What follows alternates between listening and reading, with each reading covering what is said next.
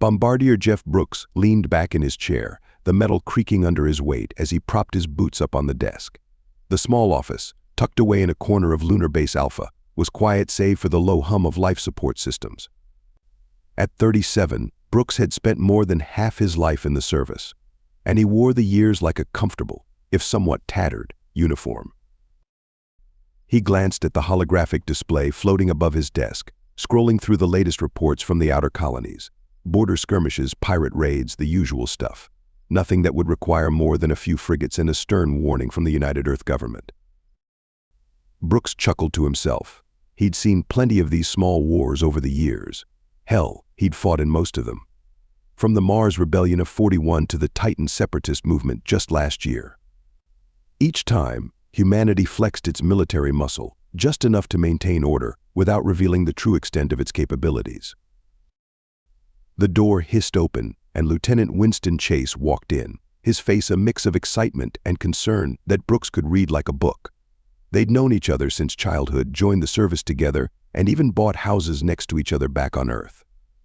Their families were so close they might as well be related. "Jeff, you're not going to believe this," Chase said, tossing a data chip onto the desk.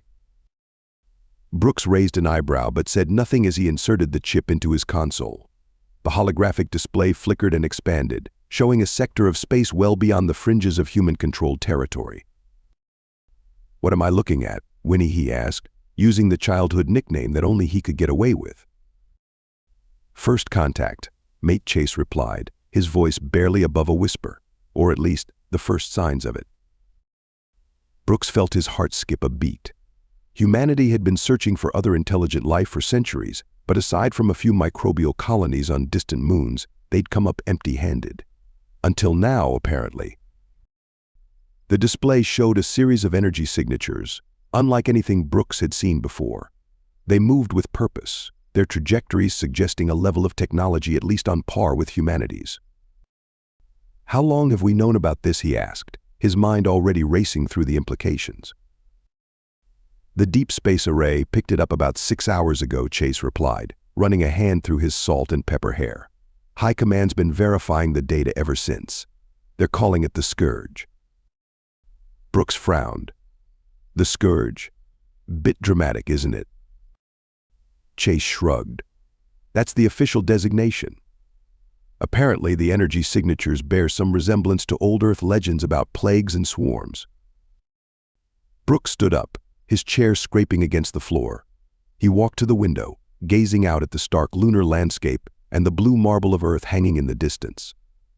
For a moment he was transported back to their first day of basic training, two bright-eyed 18-year-olds ready to defend their home against all comers. But this was different. This wasn't another border dispute or colonial uprising. This was the unknown, the very thing humanity had been preparing for since it first looked up at the stars and wondered what was out there. Jeff Chase's voice snapped him back to the present. "What do you think this means for us, for our families?" Brooks turned back to face his oldest friend, his expression a mixture of excitement and apprehension. "It means, Winnie, that everything's about to change. For better or worse, we're not alone anymore." He glanced back at the holographic display, watching the alien signatures move across the vast expanse of space. A chill ran down his spine as he realized that the relative peace humanity had known, even with its small wars and skirmishes, might soon be coming to an end. "Send word to the rest of the squad," he said, his voice taking on the commanding tone that had served him well over the years. "I want everyone on high alert. If these Scourge are heading our way, we need to be ready." As Chase hurried out of the office, Brooks turned back to the window. The Earth continued its serene rotation, blissfully unaware of the potential storm brewing on the cosmic horizon. He placed a hand on the cool glass, a silent promise to protect the home he and Winston had sworn to defend all those years ago, where their families lived side by side. "Well," he muttered to himself, "looks like those weekend barbecues are going to have to wait a bit longer." The weeks following the discovery of the Scourge were a blur of activity. Lunar Base Alpha transformed from a quiet outpost to a bustling command center, and Bombardier Jeff Brooks found himself at the heart of it all. "They're making another push towards Proxima Centauri," Lieutenant Winston Chase reported, his usual easygoing demeanor replaced by grim determination. He manipulated the holographic display, zooming in on humanity's nearest stellar neighbor. Brooks leaned in, studying the movements of the alien fleet. That's the third colony they've approached. Any response to our hails? Chase shook his head. Nothing. It's like they can't even hear us. A cold knot formed in Brooks' stomach. The Scourge had appeared seemingly out of nowhere, a vast armada of ships unlike anything humanity had ever encountered. Their first actions had been to establish a presence in several star systems along the edge of human space, ignoring all attempts at communication. "What's the status of the evacuation?" Brooks asked, though he already knew the answer. "Proxima's been fully evacuated," Chase replied. "We got everyone out just in time. But Jeff, we can't keep this up forever. Sooner or later, we're going to have to make a stand." Brooks nodded, the weight of the situation bearing down on him. He thought of his family back on Earth, of Chase's family living next door. How long before this threat reached them? An alarm blared, cutting through the tense atmosphere. Both men snapped to attention as the holographic display shifted, showing a live feed from Proxima Centauri. "My God," Chase whispered. The Scourge ships had entered the system, their sleek, alien designs a stark contrast to the utilitarian human vessels frantically trying to withdraw. As they watched, a beam of energy lanced out from the lead Scourge ship, cutting through a human freighter like it was made of paper. "They're attacking without provocation," Brooks growled, his fists clenching at his sides. "This isn't first contact anymore, Winnie. This is an invasion." The next few hours were chaos. Reports flooded in from across the frontier as the Scourge launched simultaneous attacks on multiple human colonies. The diplomatic channels, which had been buzzing with unanswered hails for weeks, fell silent. In an emergency session, the United Earth government made a decision that would change the course of human history. They authorized the use of weapons that had been deemed too dangerous, too destructive to ever see the light of day. Brooks and Chase found themselves in a briefing room, surrounded by grim-faced officers. Admiral Helena Rossi, her silver hair pulled back in a severe bun, addressed the assembled personnel. "Gentlemen, ladies, what I'm about to tell you is classified at the highest level," she began, her voice steady despite the gravity of the situation. "Humanity has maintained an arsenal of weapons far beyond what we've publicly acknowledged. Weapons capable of destroying entire planets, of rending the very fabric of space-time." A murmur ran through the room. Brooks and Chase exchanged a glance, years of friendship allowing them to communicate volumes without a word. Admiral Rossi continued, "We had hoped to never use these weapons. We kept them as a deterrent, a last resort. But now, faced with an enemy that refuses to communicate, that attacks without warning or mercy, we find ourselves with no other choice." She paused, her eyes scanning the room. "We will be launching a counteroffensive. Your mission is to push back the Scourge, to show them that humanity is not to be trifled with. Use whatever means necessary." As the briefing concluded and the officers filed out, Brooks pulled Chase aside. "Winnie, this is it. Everything we've trained for, everything we've feared, it's happening." Chase nodded, his face a mask of determination. "I know, Jeff, but we're ready. We have to be." Brooks thought of the peaceful life they'd left behind on Earth, of the barbecues and family gatherings that now seemed like a distant dream. He thought of the devastating weapons they were about to unleash, and of the alien threat that had forced their hand. "We tried to warn them," he said softly. "We tried to keep things peaceful. But if it's a war they want..." Chase finished the thought for him, his voice low and resolute. "Then it's a war they'll get. And may whatever gods they believe in have mercy on their souls, because we sure as hell won't." As alarms blared and personnel rushed to their stations, Brooks and Chase shared one last look. In that moment, they were no longer just childhood friends or next-door neighbors. They were soldiers, standing on the precipice of the greatest conflict humanity had ever faced. The calm was over. The storm had arrived. The vast emptiness of space erupted into chaos as humanity unleashed its first salvo against the Scourge. Bombardier Jeff Brooks stood on the bridge of the U.S. Thunderchild, his eyes fixed on the tactical display. Beside him, Lieutenant Winston Chase monitored the weapon systems, his fingers dancing across the controls. Multiple hits confirmed, Chase reported, a grim satisfaction in his voice. The Scourge fleet is scattering. Brooks nodded, but the victory felt hollow. The weapon they'd just used, a gravity bomb that created localized singularities, had torn apart 3 Scourge capital ships like they were made of tissue paper. It was a level of destruction that made even hardened veterans like Brooks and Chase pause. "Any response to our hails?" Brooks asked, though he already knew the answer. The communications officer shook her head. "Nothing, sir. It's like they can't even hear us, or they're choosing not to." As the battle raged on, reports flooded in from across the frontier. The Scourge's advance had been halted, but at a terrible cost. Entire colonies lay in ruins, millions of lives lost in the initial onslaught. And still, the alien armada pressed on, seemingly heedless of their losses. In the weeks that followed, the true nature of the Scourge became apparent. They weren't just an invading force, they were a swarm, a relentless tide of ships and soldiers that seemed to have no goal other than expansion and destruction. Brooks and Chase found themselves in the thick of it, deployed to hotspot after hotspot. The weapons they wielded grew more terrifying with each engagement. Antimatter missiles that could vaporize entire fleets. Chrono disruptors that aged enemy ships to dust in seconds. Technologies that had been theoretical just months ago were now commonplace on the battlefield.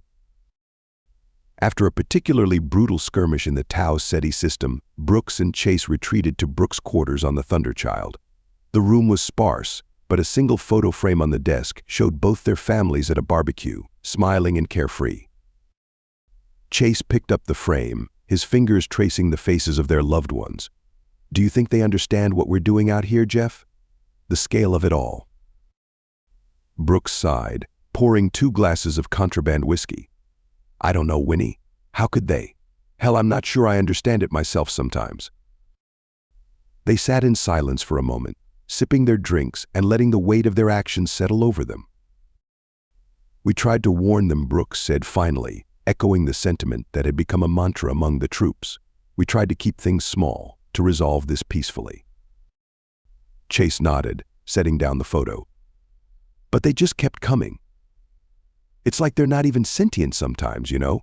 Just this force of nature that we're trying to hold back."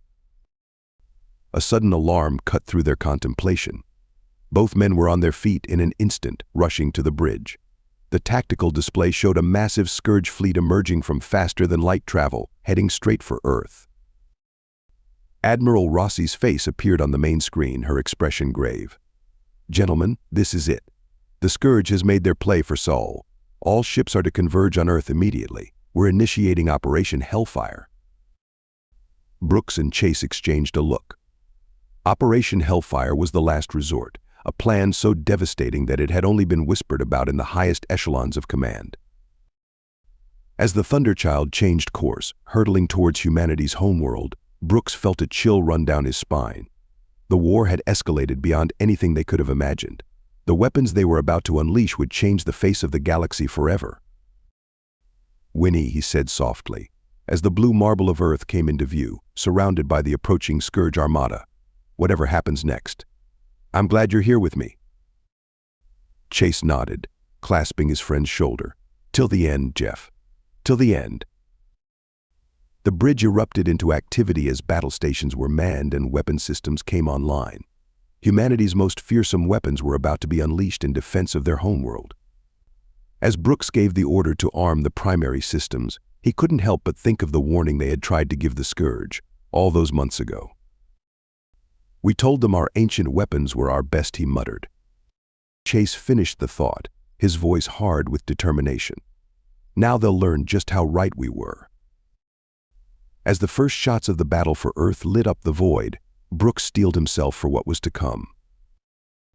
The battle for Earth raged for days, a cataclysmic struggle that would be etched into the annals of human history forever. Bombardier Jeff Brooks and Lieutenant Winston Chase found themselves at the heart of the conflict, coordinating devastating strikes against the seemingly endless Scourge armada. From the bridge of the U.S. Thunderchild, they watched as humanity's most terrifying weapons were unleashed. Artificial singularities devoured entire squadrons of Scourge ships. Chronometric weapons caused enemy vessels to age millennia in seconds, crumbling to dust in the void. Antimatter cascades ignited the very fabric of space, leaving nothing but destruction in their wake. But still, the Scourge came on. "We can't keep this up forever," Chase muttered, his eyes fixed on the tactical display.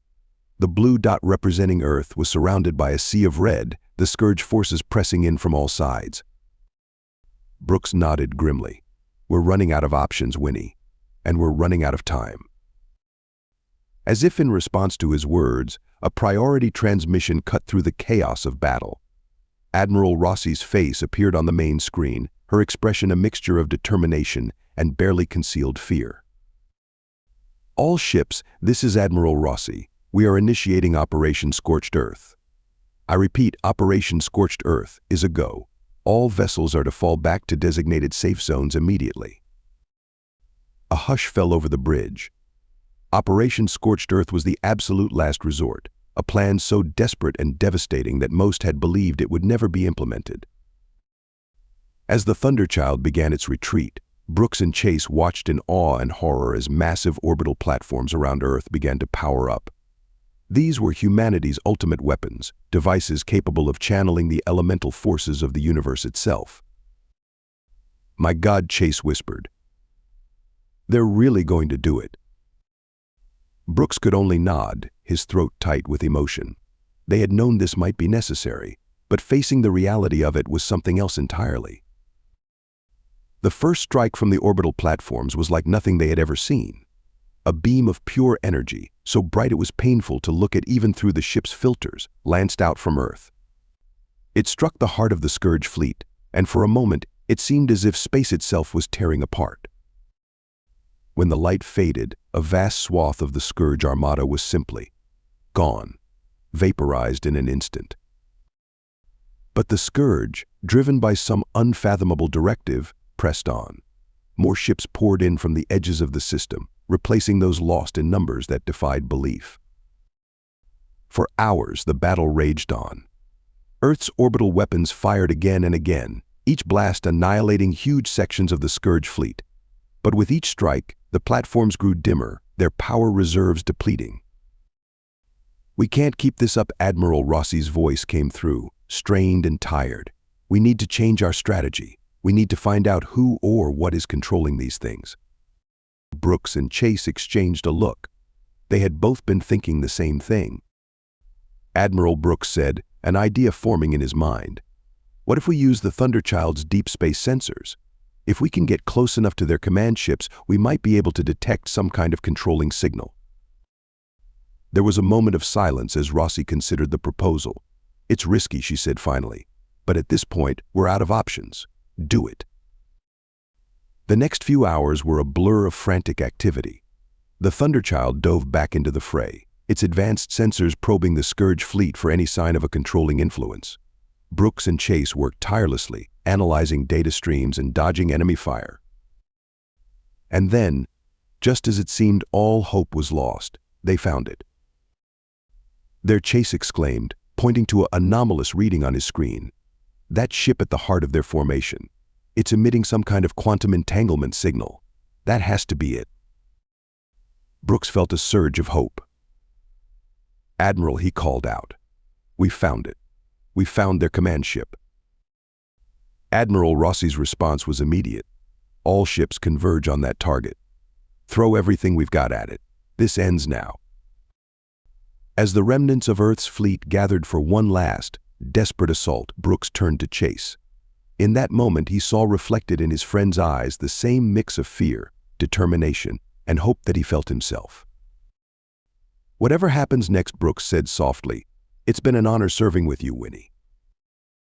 Chase nodded, a grim smile on his face. "The honor's been mine, Jeff. Now let's finish this." As the Thunderchild surged forward, leading the charge against the heart of the Scourge armada, Brooks felt a strange sense of calm settle over him. They had been pushed to the brink, forced to use weapons they had hoped would never see the light of day. But now, at last, they had a chance to end this war.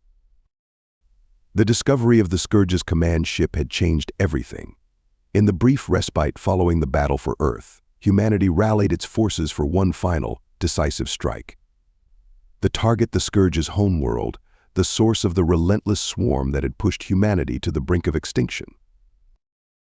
Bombardier Jeff Brooks stood in the briefing room of the U.S. Thunderchild, surrounded by holographic displays showing the upcoming operation. Beside him, Lieutenant Winston Chase pored over tactical data, his face etched with concentration. Admiral Rossi's hologram flickered to life in the center of the room. "Ladies and gentlemen, Operation Nemesis is go. This is our chance to end this war once and for all." The plan was audacious, bordering on insane. A strike force, led by the Thunderchild, would punch through the Scourge's defenses and deploy a weapon, unlike any other, a device capable of destabilizing the very fabric of reality around the alien homeworld. As the briefing concluded, Brooks found his mind wandering to earlier days, simpler times. He remembered his first deployment, a minor skirmish on the edges of the Sol system that had seemed so significant at the time. "Penny for your thoughts," Chase's voice broke through his reverie. Brooks smiled wryly. "Just thinking about how far we've come, Winnie. Remember that dust up on Ganymede? Thought that was going to be the biggest fight of our lives." Chase chuckled, but there was a sadness in his eyes. "Simpler times, eh? Never thought we'd be here, about to glass an entire planet." The weight of what they were about to do settled over them like a shroud. The weapon they were preparing to use was beyond devastating. It would render an entire world uninhabitable, possibly for millennia. As they made their way to the ship's armory to prepare, Brooks couldn't help but reflect on the journey that had brought them here.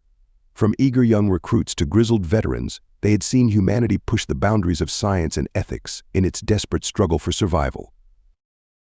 The armory was a testament to that desperate innovation. Weapons that had once been theoretical now lined the walls: gravity disruptors, quantum phase shifters, and at the center of it all, the device that would decide the fate of the war. "Quite a sight, isn't it?" A voice came from behind them. Dr. Nettie Walsh, the chief scientist behind many of humanity's most advanced weapons, stepped into view. The GAEEA device. Gaia's Wrath, as some of the troops are calling it. The device was surprisingly small, barely larger than a standard missile. But Brooks knew its power was beyond comprehension. Dr. Walsh. Brooks nodded respectfully.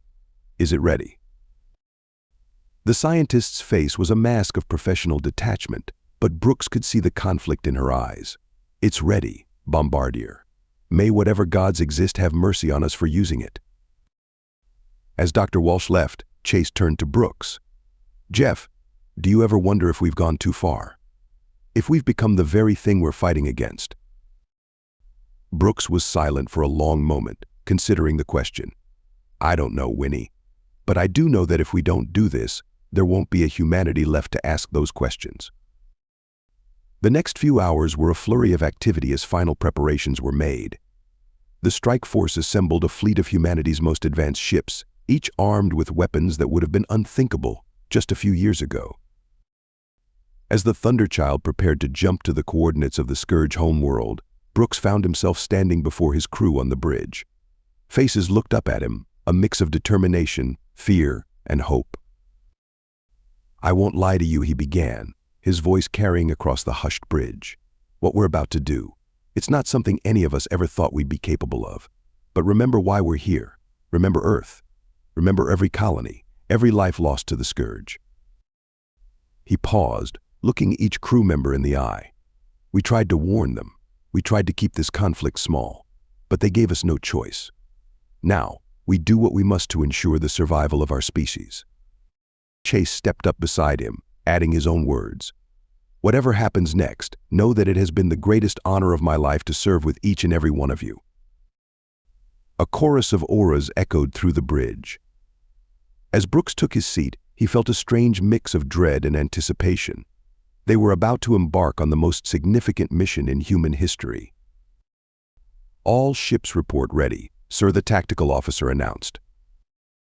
Brooks exchanged one last look with Chase, years of friendship and shared battles passing between them in an instant. "Very well," Brooks said, his voice steady. "Initiate jump sequence. Let's finish this. As the stars outside the view screen blurred into streaks of light, Brooks steeled himself for what was to come. The final battle awaited, and with it, the fate of humanity hung in the balance. The U.S. Thunderchild erupted into real space at the edge of the Scourge's home system, followed closely by the rest of humanity's strike force. Bombardier Jeff Brooks felt the familiar lurch in his stomach as the ship decelerated, his eyes fixed on the tactical display. All ships accounted for, Lieutenant Winston Chase reported, his voice tense. No sign that we've been detected yet. But their element of surprise didn't last long.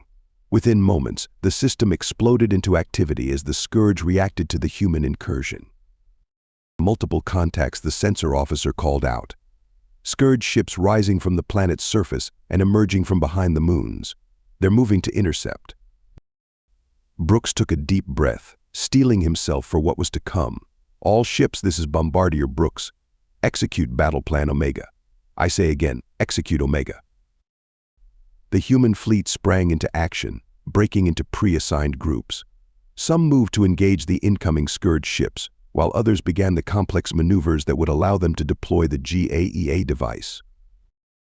As the Thunderchild surged forward, leading the charge, Brooks couldn't help but marvel at the alien world that filled their view screens. It was a nightmare landscape of twisting spires and pulsating organic structures, utterly alien and undeniably hostile. Winnie Brooks said, turning to his friend, "You seeing this?" Chase nodded, his face pale. "Makes you wonder what kind of life could evolve in a place like that." Their contemplation was cut short as the first wave of Scourge ships reached their position. The void of space lit up with weapons fire, a dazzling and terrifying light show of destruction.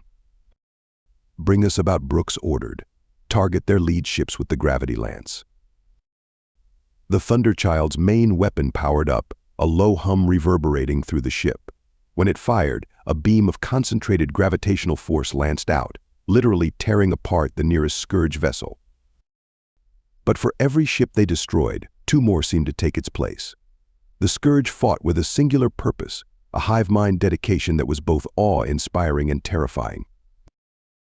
As the battle raged on, Dr. Nettie Walsh's voice came over the comm. "Bombardier, we're in position. The GAEA device is ready for deployment." Brooks exchanged a look with Chase. This was it, the moment that would decide the fate of the war. "Understood, Doctor. Prepare for final approach."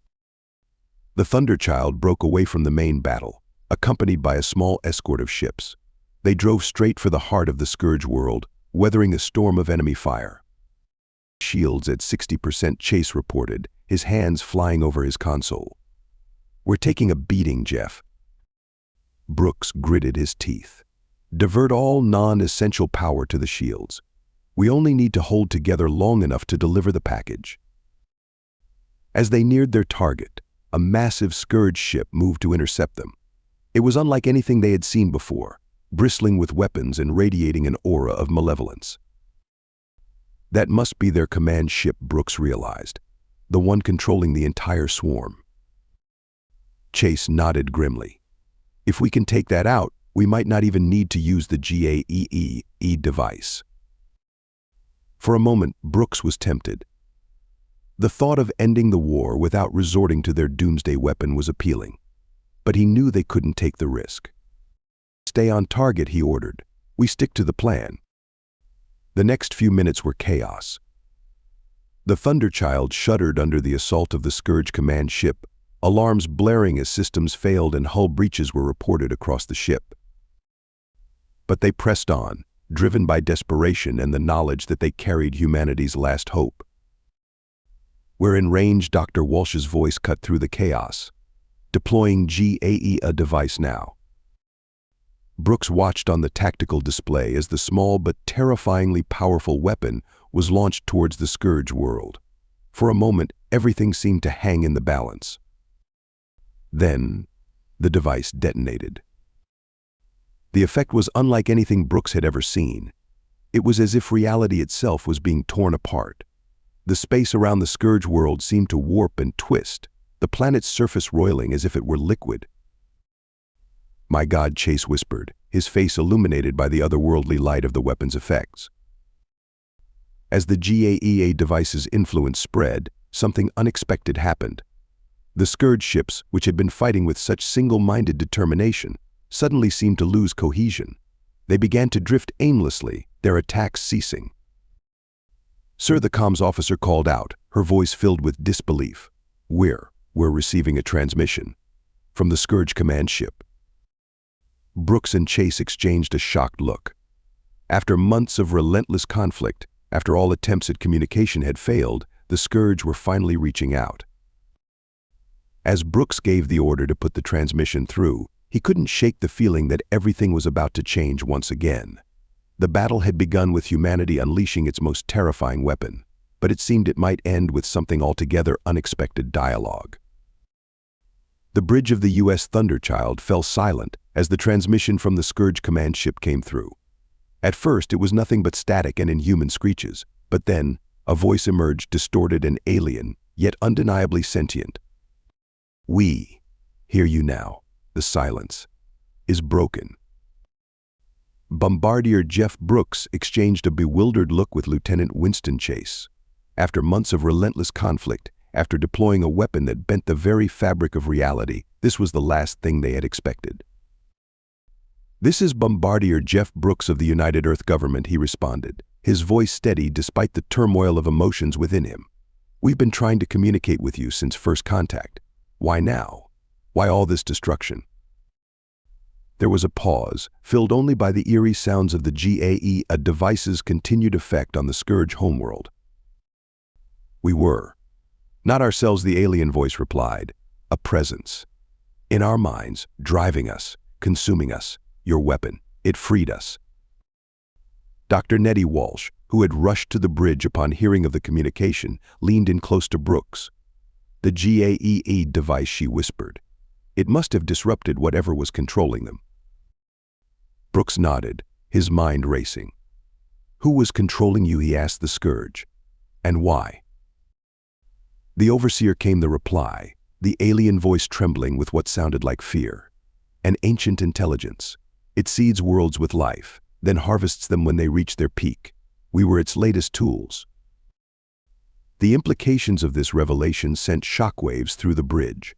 Humanity hadn't just been fighting for its own survival, they'd unknowingly been battling against a force that threatened all life in the galaxy. But even as this new understanding dawned, alarms blared across the Thunderchild. "Sir," the tactical officer called out, "the GAEA device's effect is destabilizing the planet. It's breaking apart." On the main view screen, they watched in horror as fissures of blinding energy cracked across the surface of the Scourge homeworld. The planet was quite literally coming apart at the seams. "Can we shut it down?" Brooks demanded, turning to Dr. Walsh. The scientist shook her head, her face pale. "It's beyond our control now.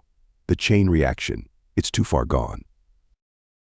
Brooks turned back to the comm. "We need to evacuate your people.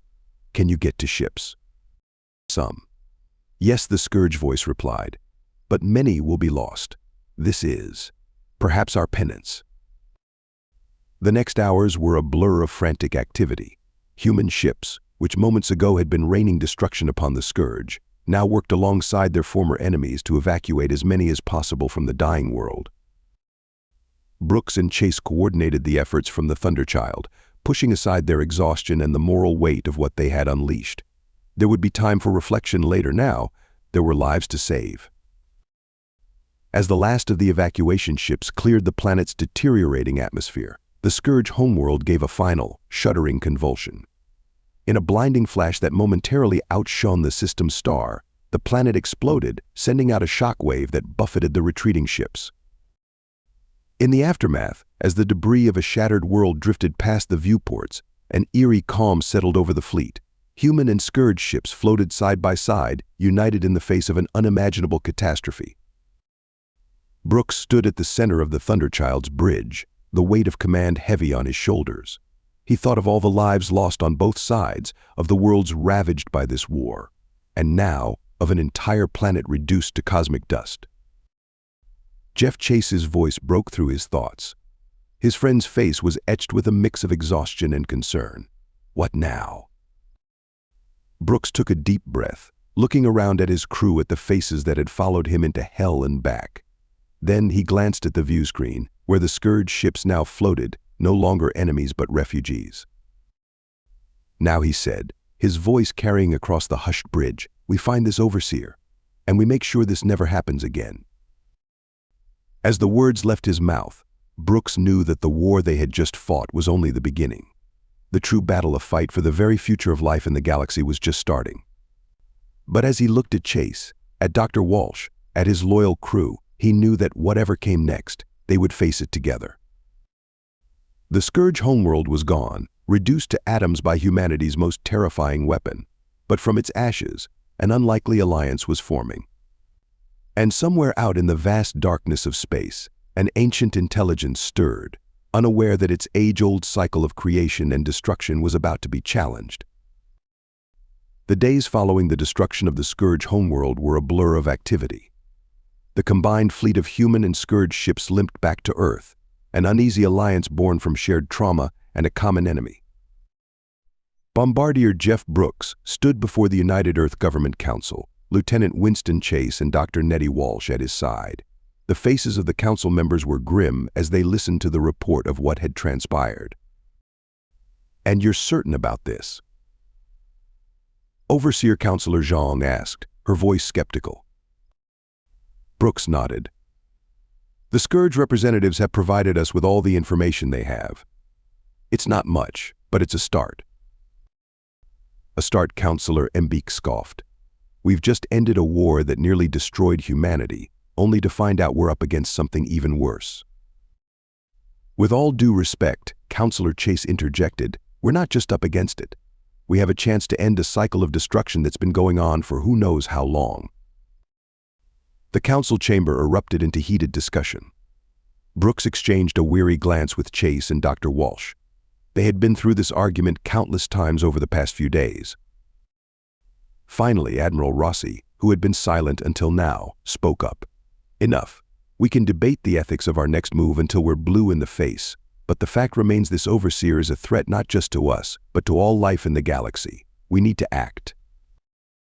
Her words seemed to calm the council. One by one, they nodded in agreement. "Very well," Council President Alvarez said. "Bombardier Brooks, you and your team have the most experience with this situation.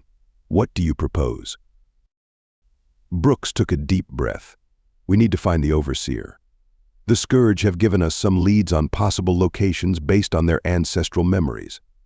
Dr. Walsh has been working with their scientists to develop a way to track the unique energy signature of the overseer's technology." Dr. Walsh stepped forward, her holographic display flickering to life. "We've managed to isolate a quantum resonance frequency that seems to be common to all overseer technology. If we can build a network of deep space sensors attuned to this frequency, we might be able to pinpoint the overseer's location." The council looked impressed, but Counselor Zhang voiced the question on everyone's mind. "And once we find it, what then? If this entity is as powerful as you say, how can we hope to defeat it?" This was the part Brooks had been dreading. He shared a look with Chase before responding. "We use everything we've got. Every weapon, every ship, every bit of knowledge we've gained. And," he hesitated, knowing the controversy his next words would cause, "we use the Scourge." The council chamber erupted once again, but Brooks pressed on. "They know the overseer better than we do. They've been its tools for centuries. And now that they're free, they want revenge as much as we want safety." Admiral Rossi nodded approvingly. "A combined human Scourge strike force. It's risky, but it might be our best shot." As the council debated, Brooks felt a tap on his shoulder. Chase gestured towards the door, where a young ensign was frantically waving them over. "Sirs," the ensign said breathlessly as they approached, "we've just picked up a massive energy spike. It matches the overseer's signature." Brooks felt his heart race. "Where?" The ensign swallowed hard. It's approaching Earth, sir. Fast." The news hit the council chamber like a bomb. As chaos erupted around them, Brooks, Chase, and Dr. Walsh shared a look of grim determination. The final battle they had been preparing for was coming sooner than anyone had anticipated. Admiral Brooks called out over the din. "Request permission to take the Thunderchild and intercept." Admiral Rossi didn't hesitate. "Granted. Take whatever ships are ready. We'll marshal the rest of the fleet and follow as soon as we can." As they rushed out of the council chamber, Chase grabbed Brooks' arm. "Jeff, you know this is probably a one-way trip, right?" Brooks nodded, a grim smile on his face. "Would you have it any other way, Winnie?" Chase chuckled. Despite the gravity of the situation, wouldn't miss it for the world. As they boarded the Thunderchild, joined by Dr. Walsh and a mixed crew of humans and Scourge, Brooks couldn't help but feel a sense of finality. Everything had led to this moment. All the battles, all the losses, all the terrible choices they had been forced to make. The ship hummed to life around them, systems coming online as they prepared to face humanity's greatest threat. As Earth grew smaller in their view screen, replaced by the vast darkness of space, Brooks steeled himself for what was to come. The void of space erupted into chaos as the U.S. Thunderchild, flanked by a motley fleet of human and Scourge ships, engaged the approaching Overseer. The entity's vessel defied comprehension, a massive, shifting structure that seemed to bend reality around it. Bombardier Jeff Brooks stood at the helm, Lieutenant Winston Chase at his side, both men's faces illuminated by the eerie light of weapons fire. "All ships, concentrate fire on the designated coordinates," Brooks commanded, his voice steady despite the maelstrom around them. Dr. Nettie Walsh had identified potential weak points in the Overseer's defenses, and they couldn't afford to waste a single shot. The battle raged on, a desperate struggle against an enemy of unimaginable power. Human ingenuity and determination clashed with technology beyond their comprehension, while their erstwhile Scourge enemies turned allies brought their own unique abilities to bear. But despite their combined efforts, the Overseer seemed unstoppable. One by one, ships from their makeshift fleet winked out of existence, swatted away like insects by the cosmic entity. Jeff Chase's voice cut through the chaos on the bridge. "We're not making a dent. We need to try something else." Brooks nodded grimly. He had hoped it wouldn't come to this, but they were out of options. "Dr. Walsh," he called out, "prep the GAEA device." The scientist's eyes widened. "Bombardier, we have no idea what effect it will have at this range. We could tear a hole in space-time itself." "We're out of options," Dr. Brooks replied, his voice heavy with the weight of command. "If we don't stop the Overseer here, there won't be an Earth left to save." As the Thunderchild maneuvered into position, Brooks couldn't help but reflect on the journey that had brought them here. From the first terrifying encounters with the Scourge to the devastating use of humanity's most powerful weapons, it had all led to this moment. "GAEA device ready for deployment," Dr. Walsh reported, her voice tense. Brooks took a deep breath. "All ships, fall back to minimum safe distance. We're about to light this candle." As the Allied fleet retreated, the Thunderchild stood alone against the cosmic horror of the Overseer. Brooks felt Chase's hand on his shoulder, a gesture of solidarity in what might be their final moments. "It's been an honor," Winnie Brooks said softly. Chase nodded. "The honor's been mine, Jeff." "GAEA device deployed," Dr. Walsh announced. For a moment, nothing happened. Then, reality itself seemed to scream. The space around the Overseer's vessel began to warp and twist, the fabric of the universe straining under the impact of the GAEA device. The Overseer's ship, for the first time, showed signs of distress, its ever-shifting form convulsing wildly. But the effect didn't stop there. The distortion spread, engulfing both the Overseer and the Thunderchild. Brooks felt the ship shudder around him, alarms blaring as systems failed under the immense stress. Hull integrity failing, the computer announced dispassionately. Structural collapse imminent. As the ship began to break apart around them, Brooks saw something unexpected. Through the rents in the Thunderchild's hull, he could see the Overseer's vessel, and beyond it, something else. Glimpses of other realities, other dimensions, flashing by in a kaleidoscope of cosmic wonder and terror. "My God," Dr. Walsh whispered, her scientific curiosity overcoming her fear for a moment. we've torn a hole in the multiverse. As if in response to her words, a tendril of energy reached out from the maelstrom, enveloping the bridge of the Thunderchild. Brooks felt a presence in his mind, vast and alien, yet somehow familiar. "You have done well, children of Earth," the voice of the Overseer echoed in their thoughts. "In all my eons of existence, none have ever challenged me thus." Why, Brooks managed to ask, his mind reeling from the contact. Why all this destruction? To test, to push, to drive evolution across the cosmos, the Overseer replied. But perhaps it is time for a new approach. With those words, the energy tendril retreated. The Overseer's vessel began to collapse in on itself, drawn into the multiversal rift created by the GAEA device. "It's..." surrendering Chase asked incredulously. Before anyone could respond, the rift began to close, reality knitting itself back together. The Overseer's ship vanished in a final flash of light, leaving behind only the battered remnants of the human Scourge fleet. As the dust settled and the stars reappeared, a stunned silence fell over the bridge of the Thunderchild. They had done it. They had faced down a cosmic entity and emerged victorious. But the victory came with questions. What had the Overseer meant by a new approach? And what would this mean for humanity and their newfound Scourge allies? As if in answer, the comm system crackled to life. "Thunderchild, this is Earth Command. We're detecting massive energy signatures across the galaxy. It looks like dead worlds are coming back to life." Brooks shared a look of wonder with Chase and Dr. Walsh. Somehow, they had not only saved humanity but potentially ushered in a new era of cosmic restoration. As the battered Thunderchild limped back towards Earth, Brooks gazed out at the stars. The war was over, but humanity's journey was just beginning.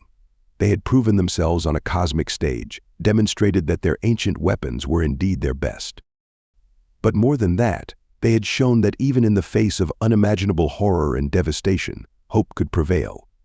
As the blue marble of Earth grew larger in their view screen, Brooks allowed himself a small smile.